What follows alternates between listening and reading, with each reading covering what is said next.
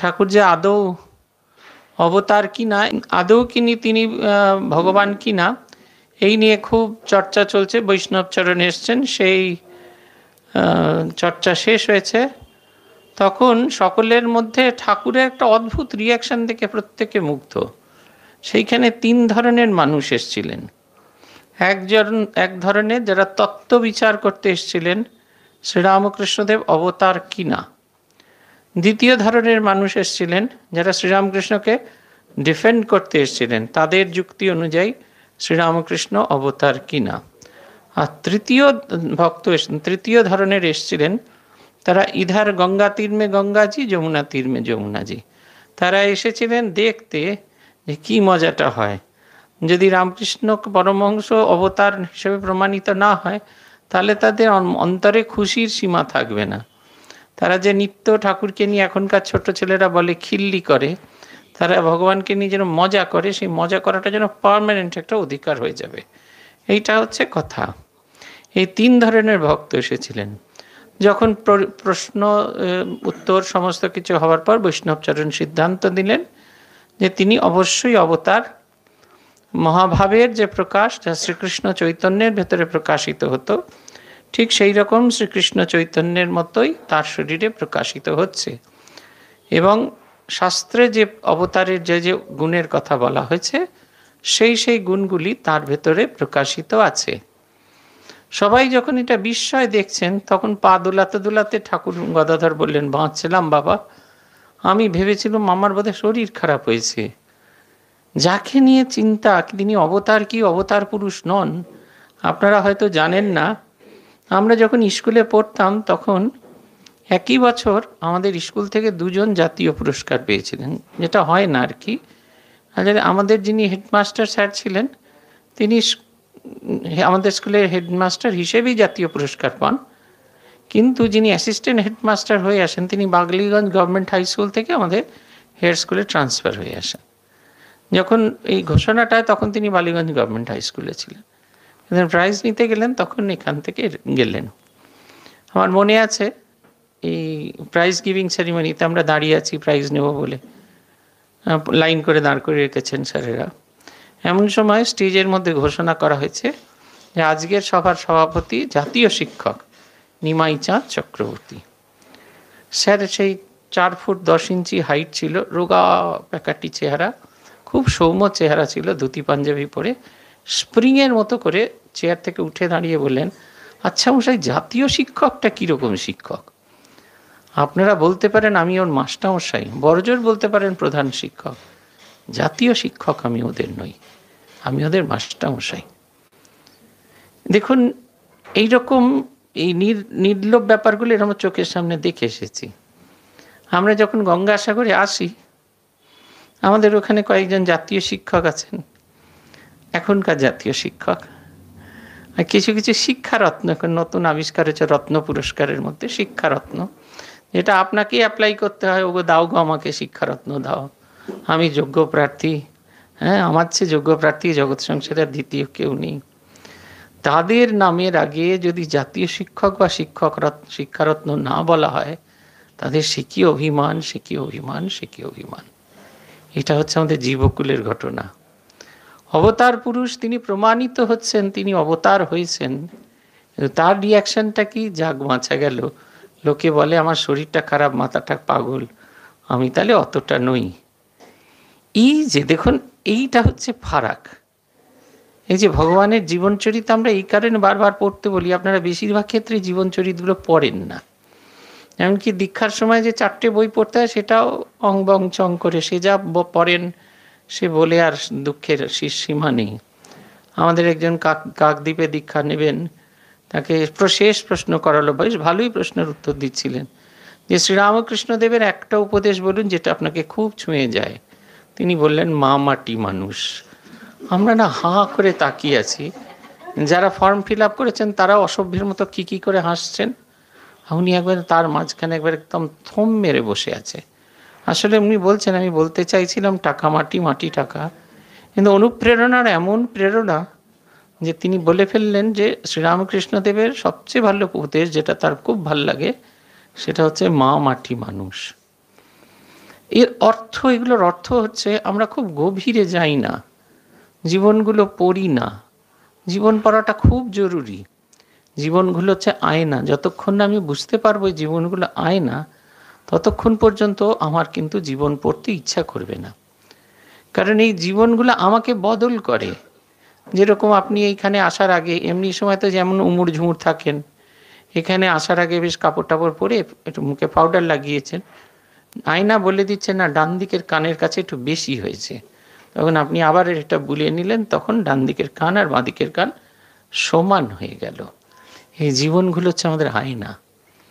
এগুলো আমাদের বলে দেয় আমাদের ঈশ্বরের প্রতি আকর্ষণ, ঈশ্বরের প্রতি ভালোবাসা, ঈশ্বরের প্রতি সর্বনির্ভরতা যথেষ্ট হয়নি।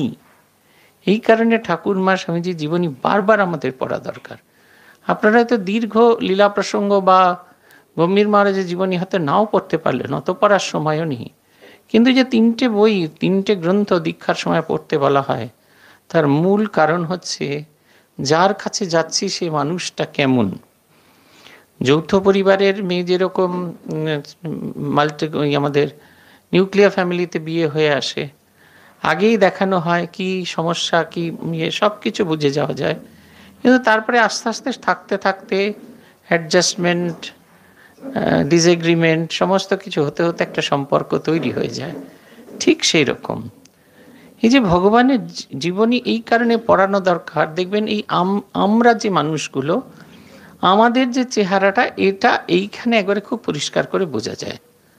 আমাদের কেউ একটু ভালো কথা বললে, যে বললাম যে নামের আগে যদি শিক্ষারত্ন অমুক চন্দ্র অমুক না বলা হয়, তাহলে তার মুখখানা সে তিজলহাড়ির পেছনের মতো হয়ে যায়।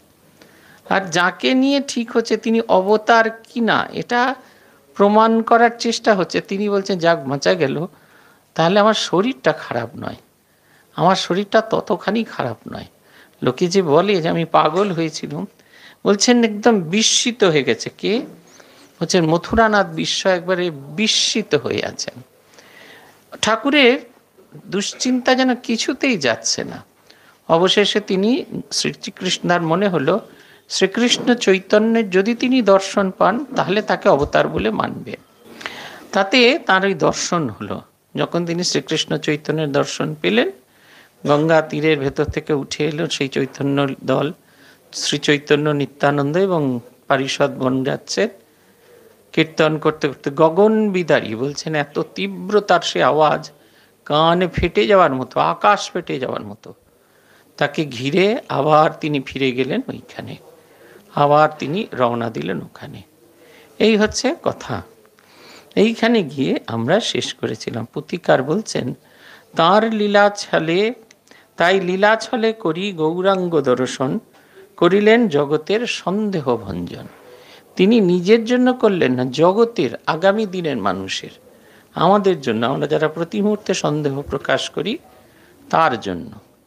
আমাদের দেখবেন কেউ একটু যদি উঁচু নিচু কথা বলে দেয়, ছোট কথা বলে দেয়, সংসারে যদি কেউ আমাদের না মানে আমাদের বড্ড মনে কষ্ট হয়। আসলে এইগুলো হচ্ছে এক একটা করে পরীক্ষা। স্কুলে জিজ্ঞাসা করা হয়েছিল, আচ্ছা বলো দেখি গাড়িতে ব্রেক দেওয়া থাকে কেন? উত্তর এলো 3টে, যাতে খুব জোরে না যায়, যাতে কারোর সঙ্গে ধাক্কা না হয়, আর যদি খুব স্মুথলি যায়।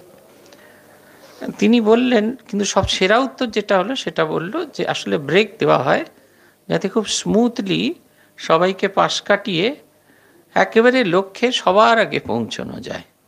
আমাদের এই যে জীবনে দেখবেন আমরা যখন চলি তখন নানা রকমের ব্রেক আমাদের জীবনে আসে। আমরা যে কাজটা করি কেউ না কেউ প্রশ্ন করে, তারপরে ধীরে ধীরে যখন কেউ প্রশ্ন করে তখন আমরা যদি মনে করি যে আমার কোথাও ত্রুটি আছে কিনা, তাহলে আমরা যদি সংশোধন করি একটা সময় প্রশ্নহীনভাবে আসবেন। আমাদের একজন প্রবীণ সন্ন্যাসী ছিলেন, সারগাছি আশ্রমের অধ্যক্ষ ছিলেন স্বামী অনাময়ানন্দজি। অনেকেই আপনারা তাকে চেনেননি, দেখেননি, একবারে খুব দারুণ সন্ন্যাসী। তার স্মৃতিচারণ করছেন পূজনীয় স্বামী দেবরাজানন্দজি। অনাময়ানন্দজি সম্পাদক, দেবরাজানন্দজি সারগাছি স্কুলের হেডমাস্টার। তিনি দেখতেন যখনই দেবরাজানন্দজি কোনো প্রপোজাল নিয়ে আসেন, অনাময়ানন্দজি তার সেই ত্রুটিগুলো পরপর পরপর ধরে দিতেন। দেবরাজানন্দজি খুব অভিমান হতো। তারপরে দ্বিতীয়বার যখন প্রপোজালটা নিয়ে যেতেন তখন ওটা ওই কারেকশন সহ তখন ওটা পাস হয়ে যেত। এরও একবার, দুবার, তিনবার, চারবার হতে হতে একদিন দেবরাজানন্দজি আর কৌতূহল ধরে রাখতে পারছেন না। তিনি বলছেন, আচ্ছা মহারাজ, এটা কেন হয়? আমি যখনই কিছু প্রপোজাল আনি আপনি তার ত্রুটিগুলো ধরেন। বলছেন, না, আমি ত্রুটিগুলো ধরি না। তুমি তো এই প্রপোজালগুলো গার্জেনদের সামনে পেশ করবে, তাই গার্জেনরা তোমাকে যে যে প্রশ্ন করতে পারে আমি সেই প্রশ্নগুলো আগে থেকেই তোমাকে করে দিই, যাতে তুমি উত্তর সহ প্রস্তুত থাকতে পারো। গার্জেনরা যখন উত্তর তোমাকে জিজ্ঞাসা করবে তুমি বলতে পারো। অথচ আমাদের জীবনে এই পরীক্ষাগুলো যখন আসে আমরা কত অভিমান করি। আজ আমরা এরকমই একটি উপাখ্যান পড়ব, যদি সবটুকু পড়ে উঠতে পারি। শ্রীরামকৃষ্ণদেব যখন জীবনে পরীক্ষা, নানা সময় যে পরীক্ষায় অবতীর্ণ হয়েছেন, তার রিয়াকশন কেমন ছিল। পুথিকার বলছেন যে শ্রীরামকৃষ্ণ জীবনের তার যে দর্শন সেগুলো বেদ বেদান্তর পার, এটা ঠাকুর নিজে কথায় বলে গেছেন। বেদ বেদান্তের পার মানে বেদ বেদান্তকে বলা হয় অপৌরুষে। অপৌরুষে মানে যে জিনিস কেউ লেখেনি, কেউ জন্ম দেয়নি। পরম্পরায় শাস্ত্রবিদরা যেরকমভাবে, ঋষিরা যেরকমভাবে সাধন ভজন করে অনুভব করেছেন, সেই অনুভব শক্তির সমাহার হলো এই বেদ বেদান্তে লিখিত যে তত্ত্ব। এখন গুরুর কাছ থেকে আপনি যে তত্ত্ব যেখান থেকে শুরু করলেন, আপনার সাধারণ আরও ফাইন হবে। তাই শ্রীরামকৃষ্ণ, ভূতেশানন্দজি বলতেন যে শ্রীরামকৃষ্ণ বলেছেন এখানকার অনুভূতি বেদ বেদান্তের পার। তার কারণ বেদ বেদান্ত যেখানে শেষ করছে সেখান থেকে শ্রীরামকৃষ্ণের সাধন শুরু হয়েছে। তাই শ্রীরামকৃষ্ণের সাধনের তার যে অনুভূতি, সেটা বেদ বেদান্ত যেটা বলা আছে তাকেও ছাপিয়ে গেছে। আবার যদি পরবর্তীকালে কোনো অবতার আসেন, তার জীবনেও একই জিনিস দেখা যাবে। শ্রীরামকৃষ্ণ যেখানে থেমেছেন তার থেকে এগিয়ে আসবেন। পূজনীয় মহারাজ একটা হিন্দি কথা উল্লেখ করতেন, গুরু গুড় রা যাতায়, চেলা শক্কর বন যাতায়। গুরু গুড়ি থেকে যান, মানে তার যতটা ছিল সেটা তিনি দেন, আর সেই বীজটিকে নিয়ে ছেলে, তার শিষ্য সেটাকে নিয়ে চর্চা করতে করতে তার গুড়ের যে ফাইননেস সেই চিনিতে রূপান্তরিত হয়। পুথিকার বলছেন ঠাকুরের যে অনুভূতি সেটি বেদ বেদান্তার পার। তিনি বলছেন এ কথা শুনলে লোকে হাসবে, বলবে যেরকম শিষ্য যেমন গুরু তেমনি তার চেলা। ওই আর নিজের কথা বলছেন বাঁদরের মতো, কপি তুলনা করছেন, কপি, ফুলকপি নয় কিন্তু কপি, বাঁদরের সঙ্গে তুলনা করছেন। তার বাঁদরের মতো চেহারা, বিচ্ছিরি দেখতে। ইদানিং কেউ কেউ তার নিজের চেহারাকেও বাঁদরের সঙ্গে তুলনা করেন, দেখছিলাম। আর সব নানা রকম নিউজ চ্যানেলে দেখছিলাম, বলছিলেন যে আমার মুখখানা তো বাঁদরের মতো। কেউ কেউ নিজে নিজেই বলছেন বাঁদরের মতো। তো সেই রকম বাঁদরের মতো নয়। তিনি বলছেন যে বাঁদরের মতো আমার চেহারা, আমার বুদ্ধিও সেই রকম। লোকে ভাববে যে ভগবতের, নিজের গুরুকে বড় করতে গিয়ে আমি কি না কি করেছি। কিন্তু যদি আমরা খুব ভালো করে লক্ষ্য করি তাহলে আমরা দেখব যে শ্রী ভগবানের যে লীলা সেটি বেদ বেদান্তের পারে গিয়ে উপনীত হয়েছে। পুথিকার বলছেন এ কথা শুধুমাত্র আমি বলেছি তা নয়, আমি দেখেছি। পুথিকারের সঙ্গে শ্রীরামকৃষ্ণের সম্পর্ক ছিল 1 বছর 8 মাস। 1 বছর 8 মাস তিনি শ্রীরামকৃষ্ণকে দেখেছেন খুব কাছ থেকে, এবং সেই কারণে তার যে দেখা বর্ণনা সেইগুলো যেমন তিনি দেখেছেন সেই রকম তিনি বলেছেন। পুথিকার বলছেন, এবার যার ঘটনা বলবেন তার সম্পর্কে তিনি বলছেন যে রানীর জামাতা হলেন মথুরামোহন। মথুরামোহন খুব বুদ্ধিমান এবং তার এমন বিষয় বুদ্ধি ছিল যে রানীর অন্যান্য জামাতাদের তুলনায় তাকেই বেশি বিশ্বাস করতেন। শুধু বিশ্বাস করতেন না, বিশ্বাস করে সমস্ত সম্পত্তির ভার তার উপর ছেড়ে দিয়েছিলেন।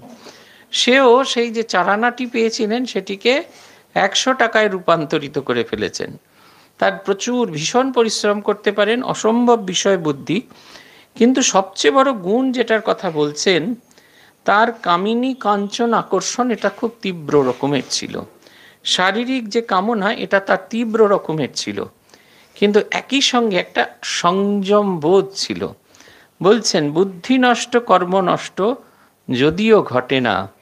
তার নিজের নানা রকমের সব সংকল্প বিকল্প ছিল, কিন্তু তিনি এমন কিছু করতেন না যাতে তার এই দীর্ঘ দিনের যে স্বীকৃতিটি তিনি অর্জন করেছেন এটি মাঠে মারা যায়। এটা কিন্তু একটা খুব বড় জিনিস। অনেকের ভেতরে এই ভাবনা চিন্তাটা আসে, সবাই তো সারা জীবন একবার স্ট্রেট পথে থাকতে পারে না, কখনো কখনো একটু বেঁকে যাওয়ার চেষ্টা করে। আমাকে একজন ভদ্রলোক বলেছিলেন যে তাঁর জীবনে কিছু সমস্যা তৈরি হয়েছে, তিনি কিছুতে আর স্ট্রেট পথে থাকতে পারছেন না। তিনি বললেন আমাকে, আমি কিছুতেই নিজেকে কন্ট্রোল করতে পারছি না, আমি কি করব? আমি বললাম, একটা জিনিসই মনে রাখার চেষ্টা করবেন, অবাঙালি মানুষ তো রবীন্দ্রনাথের কবিতা বললে বুঝবে না।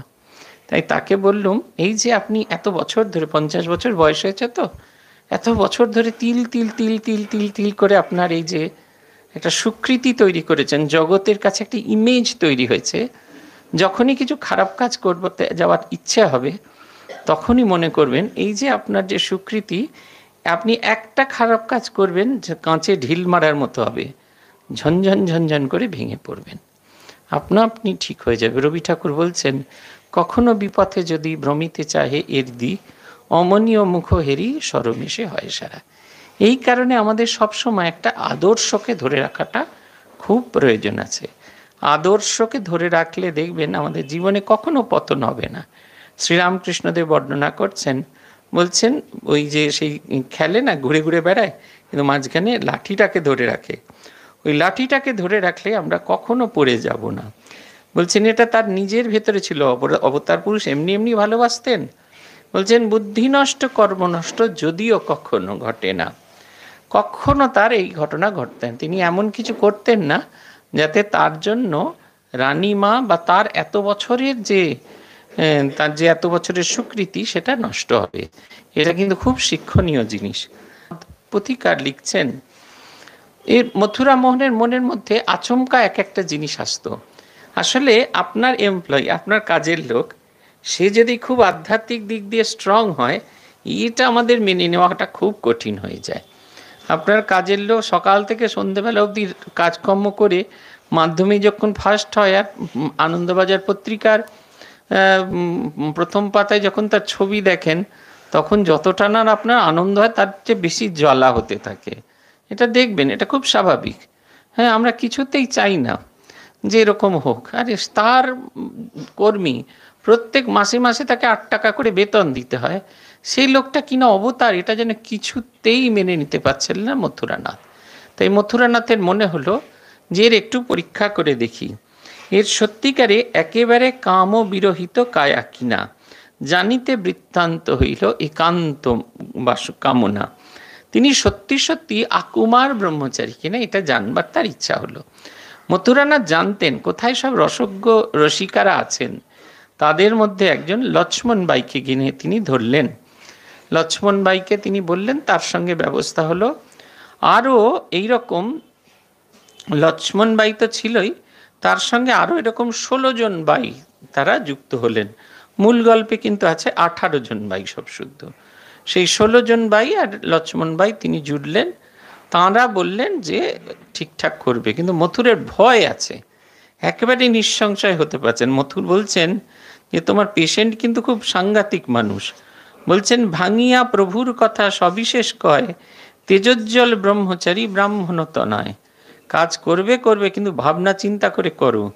এ হচ্ছে তেজোজ্জ্বল ব্রহ্মচারী, ব্রহ্মচর্যের শক্তিতে যিনি উজ্জ্বল, যার ভেতরটি জ্যোতির্ময় হয়ে আছে। শুধু তাই নয়, বলছেন তেজোজ্জ্বল ব্রহ্মচারী ব্রাহ্মণত নয়। ব্রাহ্মণ শব্দটা কেন উল্লেখ করা হচ্ছে? কারণ ব্রাহ্মণকে আগে পূর্বদিনে উচ্চবংশীয় হিসেবে ধারণা করা হতো। তাই ব্রাহ্মণের সঙ্গে কিছু তেড়িমেড়ি করবার আগে 100 বার মানুষজন ভাবতেন। এখন আর তো সেই যুগ নেই, এখন সবেতেই এক হয়ে গেছে। তাই বলছেন বামুনের ছেলে শুধু তাই নয়, তপস্বী, এর সঙ্গে একটু সাবধানে ডিল করবে। ইনি বলছেন কত হয়, উত্তরে মথুরে কয় মোহিনী মোহিনী কুহ কি মোহিনী, কত বড় রথি টলে এত তুচ্ছ গণি, কতজনকে পার করে দিলাম ইয়ার এমন কি। তাই তিনি বললেন যে ঠিক আছে, আমরা ঠিক জাল পাতবো। খুব সুন্দর করে বিকেল থেকে সব সাজগোজ শুরু হলো। আপনারা আপনাদের সৌভাগ্য হয়েছে না কখনো দেখবেন, ঝামাপুকুর রাজবাড়ির সামনের যে অংশটা, যেটা এখনও বিক্রি হয়নি, সিঁড়ি দিয়ে গোল একটা গোলাকার সিঁড়ি আছে, ওপরে গেলে একটা ঘর আছে। এখন সেই ফার্নিচারগুলো আছে কিনা জানি না, ওটা বাইদের সাজবার ঘর। আমি গিয়েছি সেখানে, খুব বড় একবারে এক টানা এপিট ওপিট আয়না দেওয়া সাজার জিনিস আছে।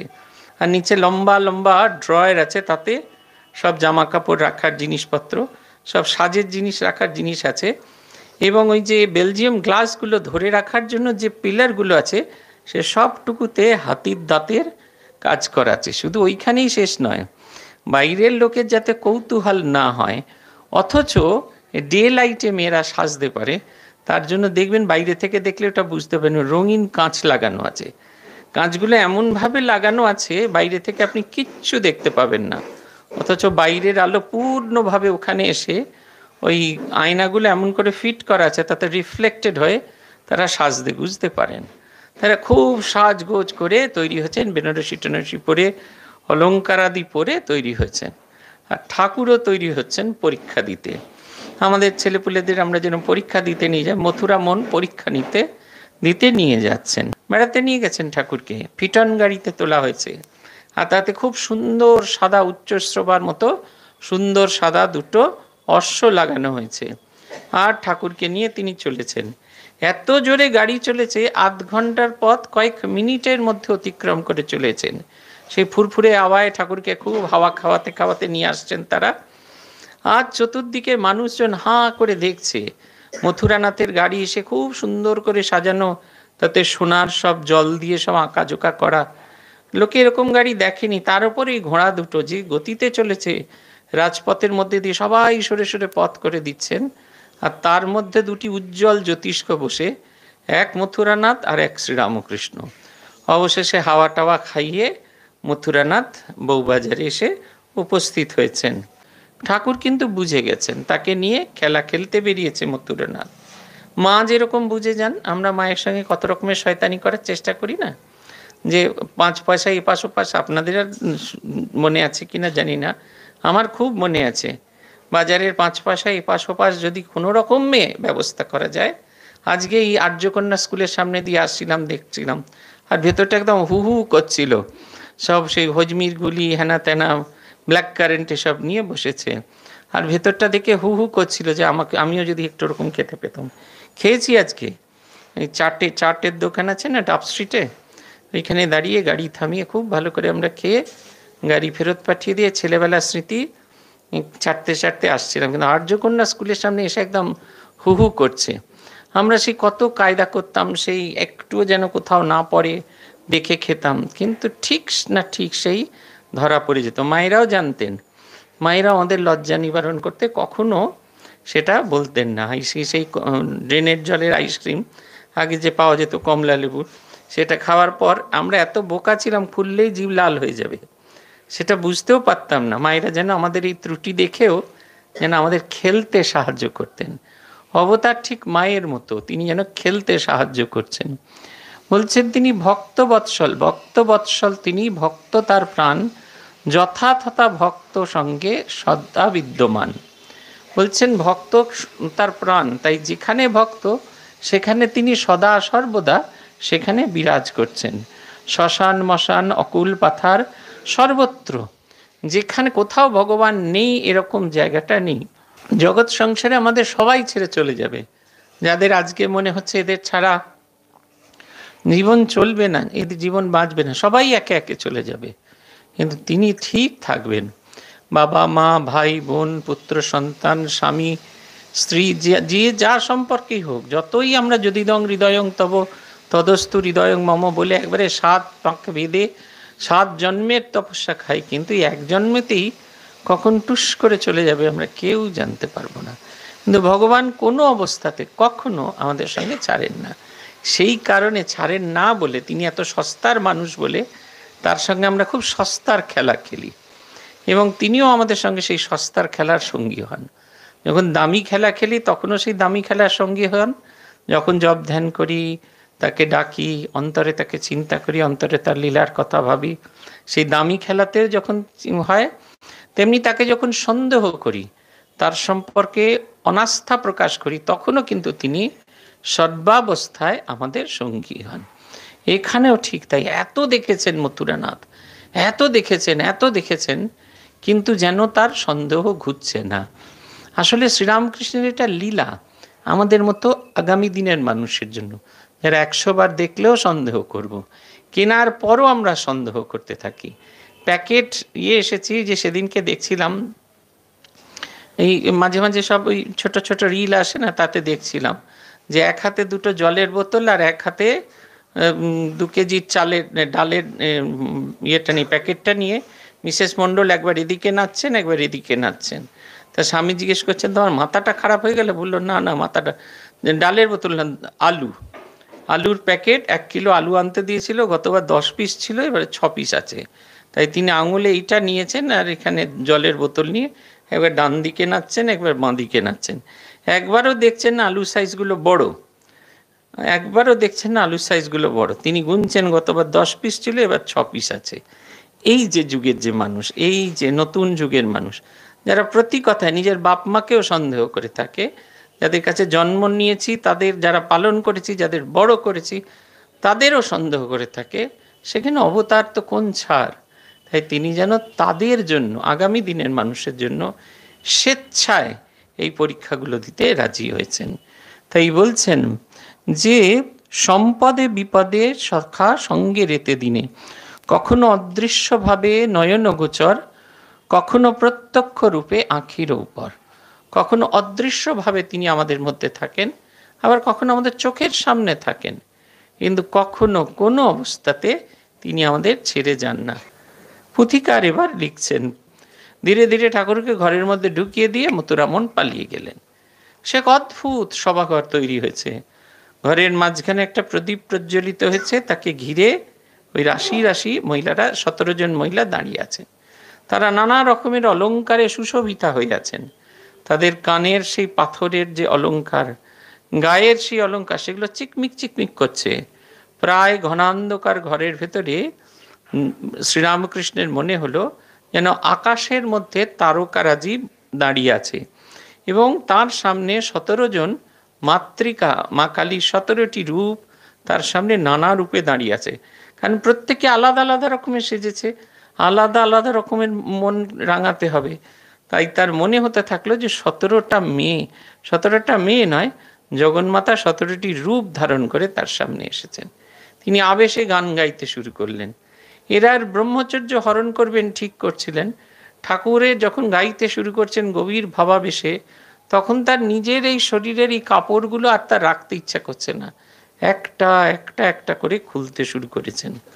তখনও পর্যন্ত কেউ তার কাপড় জামা শরীর দেখেনি, তখন সবাই তার গান শুনছে। বলছেন যখন বীণ বাজে, সাপ ফনা তুলেও এমনি এমনি এমনি করে নাচে। আপনারা পড়েছেন নিশ্চয়ই বর্ণনা। ঠাকুরের মাথার রোগ হয়েছে ভেবে ঠাকুরকে বিয়ে দেওয়ার কথা ঠিক হলো। শ্যামা সুন্দরী দেবীর কন্যা সারদা সুন্দরীর সাথে বিয়ে হয়েছে, বাসর ঘর হয়েছে, ওই যে মা যে ঘরটায় থাকতেন সেই ছোট্ট ঘরটায় বাসর ঘর হয়েছে। মেয়েরা ভেবেছে ঠাকুরকে নিয়ে খুব রসাত্মক, সব আদি রসাত্মক গল্প হবে। ঠাকুর তাদের দেখে তার মনের ভেতরেই জগদম্বার ভাব জাগ্রত হয়ে তিনি গাইতে শুরু করেছেন। অত বড় দামড়া ছেলে সম্পূর্ণ নান্টু হয়ে গেছে, কিন্তু তার যে গলার গান, তাতে এত মাধুর্য।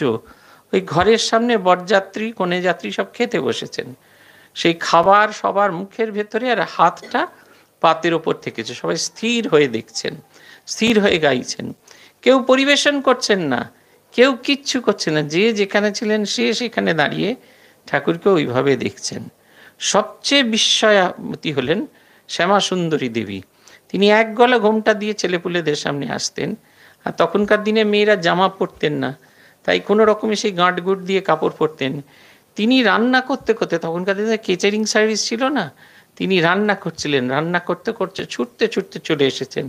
কোন শাশুড়ি কবে জামাইয়ের দেখতে এসেছেন, আর এই ঘরের ভেতরে সব সুসজ্জিতা মহিলারা, তারাও কেউ লজ্জা পাচ্ছেন না শ্রীরামকৃষ্ণ দেবকে দেখে। সেই সুন্দর ছেলে সম্পূর্ণ বিবস্ত্র দাঁড়িয়ে আছে, গভীর ভাবেতে গান গাইছেন। শ্যামা সুন্দরী দেবীর মুখের কাপড় খুলে গেছে, গায়ের ঘোমটা যেটা ঢাকা সেটা খুলে গেছে, আদুর গায়ে তিনি হাঁ করে দাঁড়িয়ে সে অবতার পুরুষের সে বিখ্যাত গান শুনছিলেন। আজকেও ঠিক এরকম, যখন তিনি গাইছেন, তাঁরা যাকে মোহিত করবেন বলে এসেছেন, তারা মোহিত হয়ে শ্রীরামকৃষ্ণের গান শুনছেন।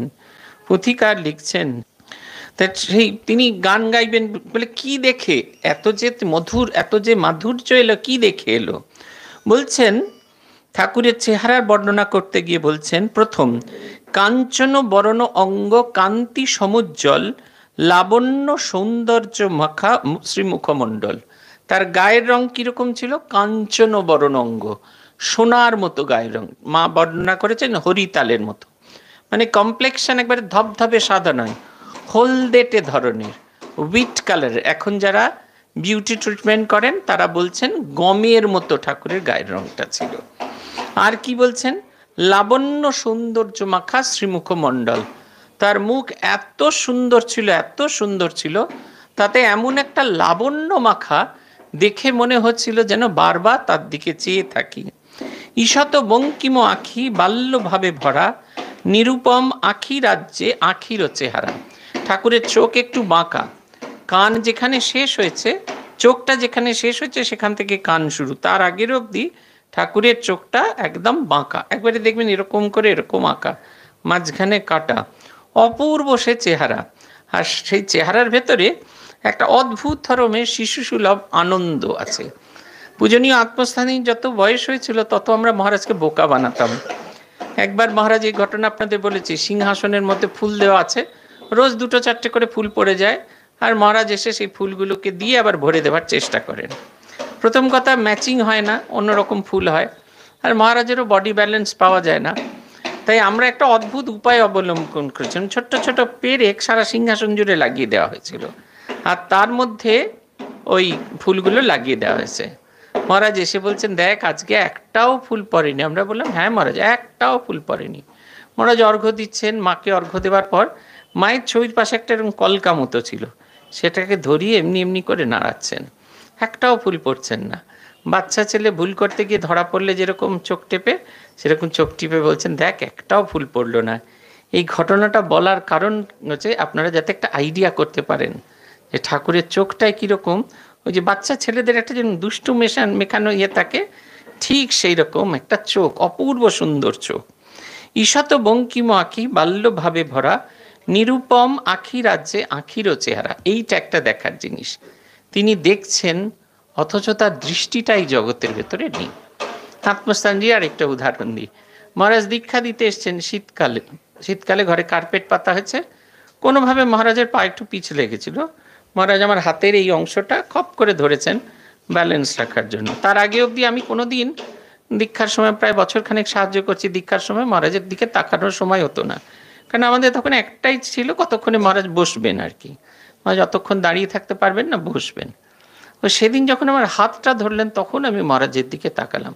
যেটা সবচেয়ে আকর্ষণীয় সেটা হচ্ছে দুটো চোখ, দৃষ্টি এমনভাবে তাকিয়ে আছেন যেন এই জগতের কোনো কিছুর ভেতরে যেন তিনি নেই, তিনি যেন কোন একটা সুদূর কোন জায়গা থেকে এসছেন। বর্তমান পূজনীয় প্রেসিডেন্ট মহারাজকে আপনারা খুব কাছ থেকে দেখতে পান না, কাঁচের একটা আবরণ থেকে দেখতে পান।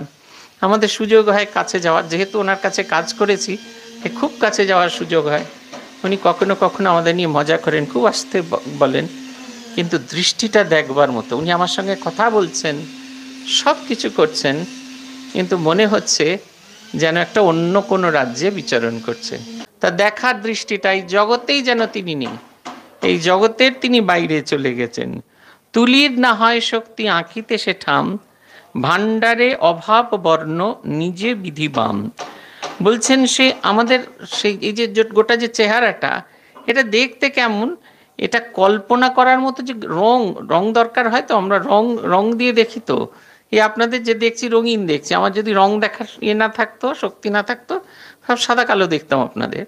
এই যে আপনাদের আলাদা আলাদা যে রং দেখছি সেটা দেখছি, কিন্তু বলছেন তার এত অপরূপ রূপ, তুলিতে আমাদের যে যে রঙের যে ভাণ্ডার, সেখানেও যেন রঙের অভাব পড়ে গেছে, যথেষ্ট রং নেই আমাকে রাঙানোর জন্য।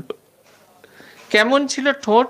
ঈষৎ রক্তিমা ধর অতি সুশোভিত, তাম্বুলের রাগে হেন শতই রঙ্গিত। পান খেতেন তো, আর খয়েরেতে সেই ঠোঁটগুলো লাল হয়ে থাকতো, আর ঠাকুর সবসময় বিরম করতেন জিভ দিয়ে, ফলে তার ওষ্ঠ অধর সবসময় জলেতে সিঞ্চিত ভিজে থাকতো।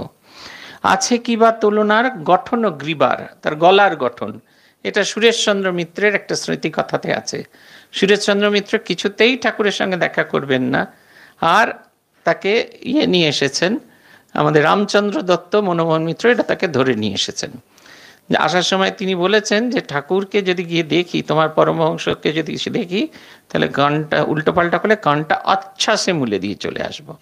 তিনি ঘরে ঢুকেই একটা কোণে গিয়ে বসে আছেন, তো ওনার বর্ণনা পড়বেন, কি সুন্দর। ঠাকুর তাকে সম্পূর্ণ উপেক্ষা করছেন। সুরেশ মিত্রের খুব গায়ে লাগছে, আমি 800 টাকা মাইনে পাই, সবাই আমাকে আমাকে আমার সঙ্গে কথা বলার জন্য ব্যাকুল হয়ে যায়, আরে এই বামুনটা, মন্দিরের বামুন আমাকে উপেক্ষা করছে। হাঁ করে তাকিয়ে দেখছেন ঠাকুরের কথা বলার ভঙ্গি। মরালি যেরকম এমনি এমনি করে গ্রীবা নাড়ায়, সেই মরালির গলার মতো তার গলাটা একদম ফ্লেক্সিবল। মরালি বলতে এখানে হচ্ছে ফ্লেক্সিবল, চতুর্দিকে তাকাচ্ছেন, কোনো জায়গায় কোনো ব্যথা নেই, গাঁধে স্পন্ডোলোসিস নেই, কিচ্ছু নেই। সেই মরালির মতো গ্রীবা ঘুরিয়ে ঘুরিয়ে তিনি বলছেন। আর তিনি যখন কথা বলেন তখন মনে হচ্ছেন বেনু বিনা পিকো যিনি স্বরের দুয়ার। বেনুর সবচেয়ে, বাঁশির সবচেয়ে সেরা সুর, বীণার সবচেয়ে সেরা সুর, আর কোকিলের সবচেয়ে সেরা স্বর, এই সবগুলোকে একত্রিত করলে যতটা মিষ্টি হয় তার চেয়েও মিষ্টি তার কথা। আমি বলেছিলাম আমাদের একজন এখনো আছেন সর্বোত্তম আনন্দ, যে এখন বিশ্ববিদ্যালয়ের উপাচার্য, যখন এসেছিল ও পড়তো মহারাজের কাছে, ও এখন ওর মিষ্টি করেই কথা বলে। আত্মসানজি বলতেন, দেখ দেখ ওর কষের দাঁতগুলো ভালো করে দেখ, কষের দাঁতে 2টো রসগোল্লা নিশ্চয়ই লুকিয়ে রাখা আছে। ও প্রত্যেকবারে কথা বলে একবার করে চাপ দেয়, আর ফটফট করে কথার সাথে রস ঝরে পড়ে। শ্রীরামকৃষ্ণের কথার রস ঠিক সেই রকম। বলছেন, সুবিশাল বক্ষস্থল জানু মনোহর, কুর্মাঙ্গের ন্যায় লিঙ্গ দেহেরও ভিতর, কোমলেতে পরাজিত কোমলত্বে পরাজিত কমলের দল, প্রভুর চরণপদ্ম এতই কমল। বিশাল বুক তার, তার শরীরের বাইরে কোনো, যেন তার কোনো কামনার কোনো একবারে লক্ষণ দেখানো যাচ্ছে না। লম্বা লম্বা তার হাত দুটো, পাগুলো বিরাট, কিন্তু এত নরম, পদ্ম ফুলের পাপড়িকেও হার মানিয়ে দিচ্ছে, এত সুন্দর। বলছেন, উঠে দিব্য পরিমল পরশ যেখানে, বিভোর যাহাতে এবে যত বেশ্যাগণে। তিনি যখন সেখানে দাঁড়িয়ে আছেন, তার শরীর থেকে এমন একটা সুন্দর গন্ধ বেরোচ্ছে, সেই গন্ধের প্রভাবে মনে হচ্ছে মানুষজন যেন বিভোর হয়ে আছে। যেরকম আমাদের রুম ফ্রেশনার দিলে আপনারা যখন ঘরের ভেতর ঢোকেন খুব ভালো লাগে, কোথা থেকে গন্ধটা আসছে আমরা বুঝতে পারি না, কিন্তু সেই রুম ফ্রেশনারের যে গন্ধটা, ওনাকে ডেকে দিন, ঘুমিয়ে পড়েছেন, হ্যাঁ উঠুন উঠুন, হ্যাঁ, সেই রুম ফ্রেশনারের যে গন্ধ, সেই গন্ধেতে মোহিত হয়ে থাকি আমরা। ঠিক সেই রকম ঠাকুর যখন দাঁড়িয়ে আছেন, তার সারা গা থেকে এমন একটা গন্ধ বেরোচ্ছে, সেই গন্ধে বেশ্যাদের মন একেবারে মোহিত হয়ে, তারা তো পারফিউম লাগিয়ে এসেছেন, আতরটা তো লাগিয়েছেন, সেগুলো যেন ম্রিয়মান হয়ে গেছেন, একেবারে সাধারণ হয়ে গেছে, অপ্রয়োজনীয় মনে হচ্ছে। তারপরে কি হচ্ছে বলছেন, বিশ্ব বিমোহন মেয়ে মায়ারও মূরতি, যোগেশের যোগ ভাঙ্গে এতেক শকতি, তাই হেথা বেশ্যা এরা শুধু পেঁচ খরচে, মানুষে মানুষে যেন কৌশলের চোটে। বলছে এটাই তাদের পেশা, তারা শুধু দেহ বেচে নয়, তারা আজ একজনের সাথে, যে আজকে তাকে ভাড়া করেছে সেই তার সমস্ত কিছু, কালকে যে ভাড়া করেছে সেই তার সব কিছু, আর গতকালের কথাটা আজ তাকে সে মনেই রাখে না। এটাই তার পেশা। জগৎকে তার মহত্ব দিয়ে, তার সৌন্দর্য দিয়ে সে তাকে মাত করে নেবে। তাদের সামনে শ্রীরামকৃষ্ণ গিয়ে দাঁড়ালেন, তাদের দেখালেন এর বাইরেও একটা সৌন্দর্য আছে, যে সৌন্দর্য দিয়ে ওরা একাধজন পুরুষকে মাত করে, আর এই সৌন্দর্য থাকলে জগৎকে মাত করা যায়। যারা আপনি মেতে জগৎ মাতায়, তারা দুভাই এসেছে। এই যে নিজে নিজে যদি মেতে না থাকতে পারি, তাহলে কিন্তু জগৎকে আমরা কিছুতেই মাতাতে পারবো না।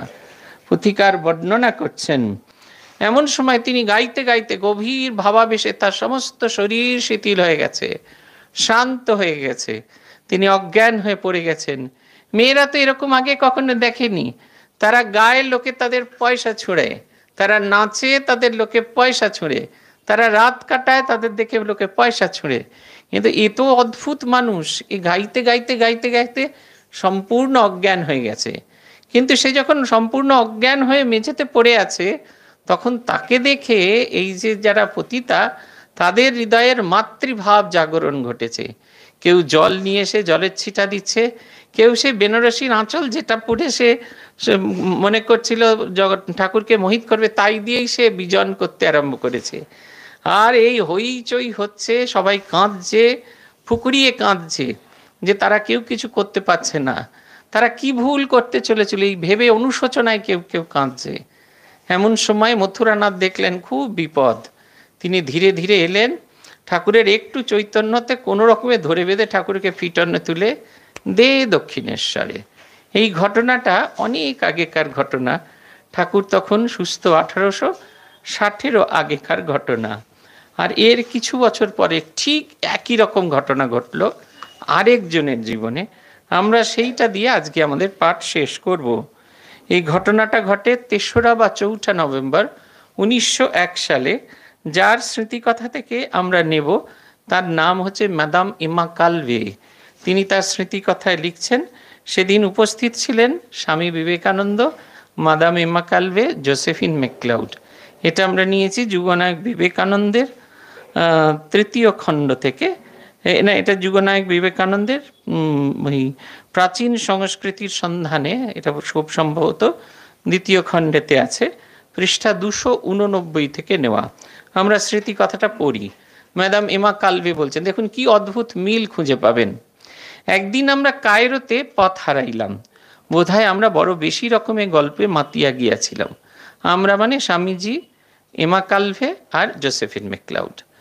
যাহাই হোক, আমরা দেখিলাম এমন একটি রাস্তায় আসিয়া পড়িয়াছি যাহা আবর্জনাপূর্ণ এবং দুর্গন্ধময়। আর সেখানে অর্ধাবৃতা রমণীরা বাতায়ন পথে ঝুঁকিয়া আছে অথবা দ্বারপ্রান্তে শ্লথ দেহে বসিয়া আছে। স্বামীজি এ পর্যন্ত কিছুই লক্ষ্য করেন নাই, কিন্তু অবশেষে একটি জীর্ণ বাটির নিম্নে একখানি বেঞ্চে উপবিষ্টা একদল অতিমুখরা নারী হাসিতে হাসিতে তাকে দেখিতে থাকিলে তাহার চমক ভাঙিল। আমাদের দলের এক সঙ্গিনী জোসেফিন ম্যাকক্লাউড, আমাদের দলের এক সঙ্গিনী আমাদিগকে সরাইয়া লইয়া যাইতে ত্বরান্বিতা হইলেন, কিন্তু স্বামীজি ধীরে সুস্থে আমাদের দল হইতে সরিয়া গিয়া বেঞ্চিতে উপবিষ্টা রমণীদের দিকে আগাইয়া চলিলেন। তিনি বলিতে লাগিলেন, আহা বাছারা, আহা অভাগিনীরা, ওরা তাদের সৌন্দর্যের পায়ে নিজের দেবীত্বকে বলি দিয়াছে। এখন দেখো দেখি তাদের অবস্থা। তিনি অশ্রু বিসর্জন করিতে লাগিলেন। নারীগুলি নীরব ও লজ্জিতা হইল। একজন সম্মুখে ঝুটকিয়া স্বামীজির আবরণ প্রান্তে চুম্বন করিল ও স্পেনিশ ভাষায় ভাঙা ভাঙা স্বরে মৃদুকণ্ঠে বলিতে লাগিল, ইনি ঈশ্বর জানিত মানুষ, ইনি ভগবানের লোক। আর একটি নারী অকস্মাৎ লজ্জা ও ভয়ে অভিভূতা হইয়া সহস্তে বদন আবৃত্ত করিল, যেন এই পবিত্র নয়নদয় হইতে সে ক্রমশ সংকুচিত আত্মাকে ঢাকিয়া রাখিতে চায়। দেখুন, একই ঘটনা, শুধু সময়ের দুটো ফারাক। একজন পতিতালয়ে গেছে তাদের কৃপা করতে, জেনে বুঝে গেছেন, আর সেখানে যখন তিনি গভীর ভাব সমাধিতে মগ্ন, তখন মানুষজন যারা তাকে প্রলোভন দেখাবেন বলে এসেছিলেন, তাদের ভেতরে এমন পরিবর্তন হয়ে গেল, কেউ কাঁদছেন, কেউ আবেগে মথিত হয়ে পড়েছেন, আর কারুর মনে হচ্ছে যেন তিনি তাকে যেন দেখা যায় না, চোখ বন্ধ করে থাকতে হয়, মুখ ঢেকে থাকতে হয়। আর এর এত বছর বাদে 1901 সালের এই ঘটনা, 1901 সালের 3রা বা 4ঠা নভেম্বর, স্বামীজির মহাপ্রয়াণের 1 বছরেরও কম সময়। নভেম্বরের ঘটনা তো, স্বামীজি তো 2 সালের জুলাই মাসে চলে গেছেন। কায়রোতেও ঠিক একই ঘটনা। শিষ্য গুরু যেন একই নাটকের অভিনয় দুটোভাবে আমাদের দেখালেন, কিন্তু আমাদের জন্য একটা নতুন বার্তা দিয়ে গেলেন, যেটা দিয়ে আমরা শুরু করেছিলাম। আপনাদের মনে আছে কিনা জানি না। বলছেন না, এইখানে বলছেন, এ ভক্ত বৎসল তিনি, ভক্ত তার প্রাণ, যথা তথা ভক্ত সঙ্গে রহে বিদ্যমান। শ্মশানে মশানে কিবা অকুল পাথারে, জনশূন্য মরু কিংবা হিমানি আগারে। স্থানাস্থান কালাকাল বিচারবিহীনে, সম্পদে বিপদে সঙ্গে, সম্পদে বিপদে সখা সঙ্গে রেতে দিনে, কখনো অদৃশ্যভাবে নয়নগোচর, কখনো প্রত্যক্ষ রূপে আঁখির উপর। এবে পুণ্যময়ী বঙ্গে নবকলেবর, লীলাপ্রিয় লীলাপর লীলারও আসরে। আজি দিনে পরীক্ষার ভক্তেরও সহিত, লীলাচ্ছলে বেশ্যাগারে সঙ্গে নিজে উপনীত। আমরা চাই, বুঝি না বুঝি, এটা যেন আমাদের মধ্যে সবার ভেতরে এটা বিশ্বাস জাগিয়ে দেওয়ার জন্য তিনি যেন এই লীলা খেলাটি খেললেন। অনেক সময় আমাদের মনে হয় ভগবান আমাদের এত পরীক্ষা করছেন, এত পরীক্ষা করছেন, আমরা বোধহয় তাঁর সঙ্গী হবার বোধহয় যোগ্য নই। কিন্তু যখনই নিজের মনের মধ্যে এই ধরনের আবেগ আমাদের ভেতরে উপস্থিত হবে, সবসময় এই ঘটনাগুলোকে মনে রাখার চেষ্টা করবেন। ওই যে কেন পড়াশোনা করার কথা বলছিলাম, তার কারণ হচ্ছে জীবনে যখন আমরা কোনো কিছু খুঁজে না পাই, তখন এই ঘটনাগুলো আমাদের নতুন করে প্রেরণা যোগায় যে আমাদের সঙ্গী, আমরা কার সঙ্গী হয়ে এই জগৎ সংসারে উপনীত হয়েছি। তাহলে দেখবেন মনের ভেতরের যে কষ্ট, মনের ভেতরে যে বেদনা, মনের ভেতরে যে অপ্রাপ্তির কষ্ট, সেগুলো সম্পূর্ণ চলে যাবে। তখন মনে হবে মায়ের কথাটা ঠিক ঠিক, আর কেউ থাকুক না থাকুক, তোমার একজন মা আছেন, আমাদের সবার সঙ্গে ভগবান আছেন। এই বোধটা যেন আমাদের ভেতরে সবসময় জেগে থাকে। আজ এই পর্যন্ত। ওম জয় জয় রামকৃষ্ণ বাঞ্ছা কল্প তরু, জয় জয় ভগবান জগতের গুরু, জয় জয় গুরু মাতা জগত জননী, রামকৃষ্ণ ভক্তিদাত্রী চৈতন্য দায়িনী, জয় জয় রামকৃষ্ণ ইষ্ট গোষ্ঠীগণ, সবার চরণ রেণু মাগে অধম। ওম শান্তি শান্তি শান্তি। হরি ওম তৎসৎ। শ্রীরামকৃষ্ণার্পণমস্তু।